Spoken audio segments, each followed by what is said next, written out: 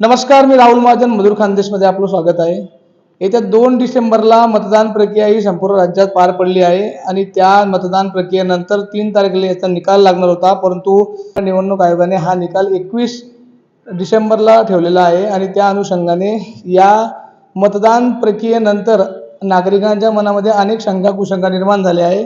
यामध्ये या मतदान पेटीमधील ईव्हीएम वर संपूर्ण राज्यामधील अनेक सामाजिक कार्यकर्त्यांचा आरोप होता की ईव्हीएम मॅनेज केले जातं आणि त्या ईव्हीएम ठेवले कुठे जातात, ते सुरक्षित आहेत का, असे अनेक शंका कुशंका समाज मनामध्ये आहेत। तर आपण पाचोरा शहरातील व्यापारी भवन या ठिकाणी आलो। आपण बघू शकता या ठिकाणी या ईव्हीएम मशीन ठेवण्यात आली आहे।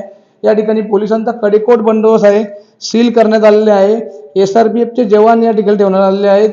पाचोरा पोलीस स्टेशनचे पोलीस या ठिकाणी 24 तास कार्यरत आहेत आणि आपण बघू शकता याचं संपूर्ण जे चित्रीकरण आहे ते व्हिडिओच्या माध्यमातून सीसीटीव्हीच्या माध्यमातून 24 तास करण्यात येत आहे।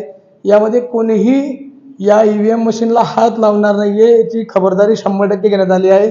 येत्या 21 डिसेंबरला संपूर्ण नगर परिषद नगरपंचायतींचा निकाल लागणार आहे आणि युवा कार्यकर्त्यांचे राजकीय आयुष्य या पेट्यांमध्ये बंद झालं आहे। आपण नक्कीच पुढच्या व्हिडिओत भेटणार आहे। तोपर्यंत जय हिंद, जय महाराष्ट्र। कॅमेरामॅन स्वप्नील कुमार सोबत राहुल महाजन, पाचोरा, जळगाव।